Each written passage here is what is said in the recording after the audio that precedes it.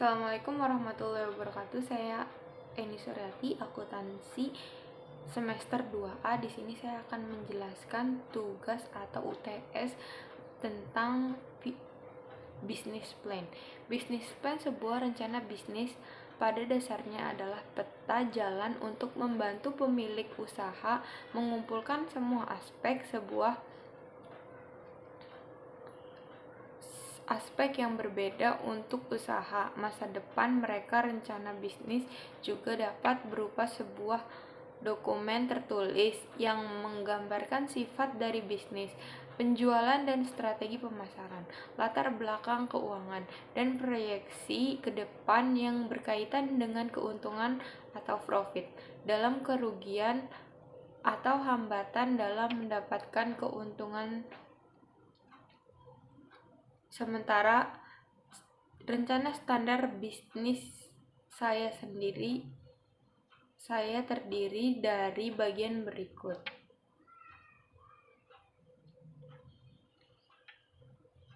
1.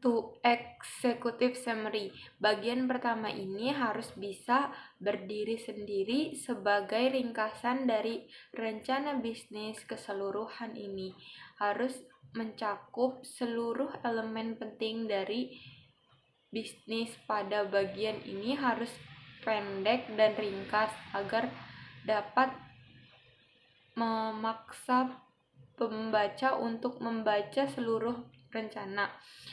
Company Overview.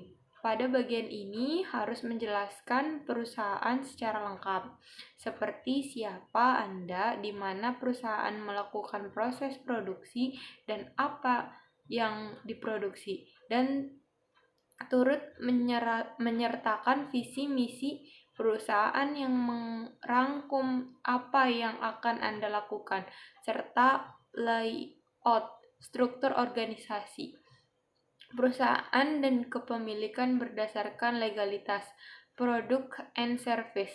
Pada bagian ini Anda benar-benar menjual ide Anda, seperti masalah apa yang berkaitan dengan produk Anda dan apakah produk itu bisa menyelesaikan masalah tersebut di masyarakat. Deskripsikan dengan jelas apa produknya, dari apa bahan atau materialnya, serta bagaimana proses produksinya. Marketing and Sales Plan. Segmentasi pasar merupakan suatu aktivitas membagi atau mengelompokkan pasar yang heterogen menjadi pasar yang homogen atau memiliki kesamaan dalam minat, daya beli, geografi, perilaku pembelian, ataupun gaya hidup. Menetapkan target adalah tindakan yang diidentifikasikan dan kemudian memilih satu atau beberapa di antaranya calon dengan potensi paling besar. Deskripsikan rencana penjualannya. Strategi and implementation. Mendeskripsikan bagaimana strategi untuk menjual barang tersebut sehingga menjadi trending topik ataupun laku di pasaran, baik dengan cara unik maupun generik. Metode strategi bisa menggunakan below the line and above the line, online and offline.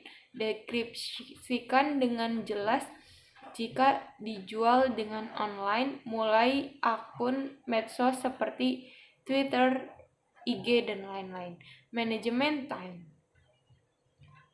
Mendeskripsikan bagaimana bagian-bagian tim ini memiliki job description serta fungsi masing-masing sesuai dengan struktur organisasi perusahaan. Dapat juga ditambahkan mengenai SOP perusahaan. Financial plan.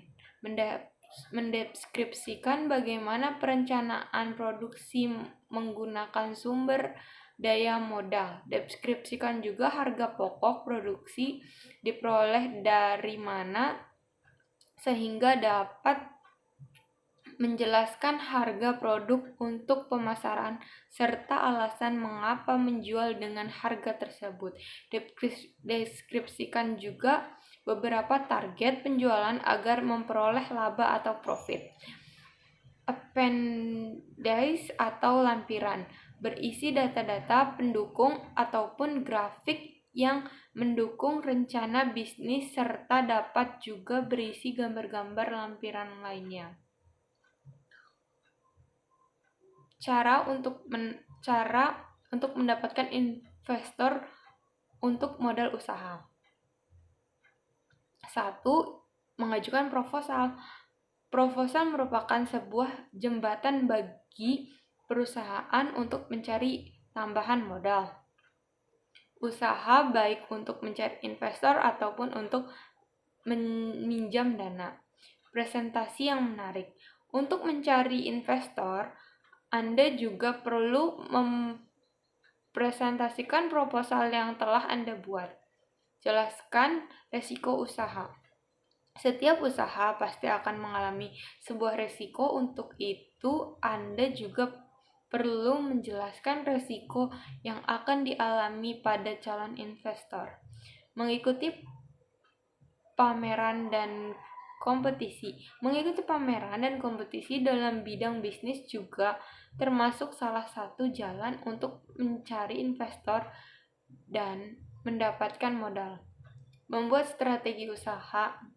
Setiap pengusaha pasti menginginkan bisnis yang berkembang sehingga diperlukan tambahan modal usaha dalam mencapainya. Melampirkan laporan neraca. Ketika seorang investor telah setuju untuk menanamkan modal pada perusahaan Anda. Sekian tentang bisnis plan. Dan untuk investor saya, dulu saya pernah melihat proposal-proposal SMA itu untuk investor-investor seperti sekolah itu sendiri atau iklan-iklan dari acara tersebut, misalkan KFC yang akan mengiklaninya dan lain-lain. Untuk saya akan mencari investor itu ya itu pihak kampus atau perusahaan-perusahaan yang akan menginvest saya, seperti perusahaan itu atau tertarik dengan bisnis saya. Itu bisa juga keuntungan untuk saya akan menyalonkan proposal tersebut atau untuk investor itu balik lagi menerima proposal saya. Nah, sekian penjelasan saya. Wassalamualaikum warahmatullahi wabarakatuh.